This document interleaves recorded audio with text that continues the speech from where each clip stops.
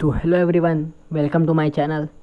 Friends, आज की इस वीडियो में मैं बताने वाला हूँ कि आप अपना प्रोफेशनल लोगो कैसे बनाएं, वो भी किसी भी एंड्रॉयड डिवाइस से और फ्री में। तो फ्रेंड्स, वीडियो लास्ट तक देखना। अगर वीडियो अच्छी लगे तो वीडियो को लाइक कर देना, और अगर चैनल में नए हो तो चैनल को सब्सक्राइब कर देना। Closed doors, I'm a fool for your love.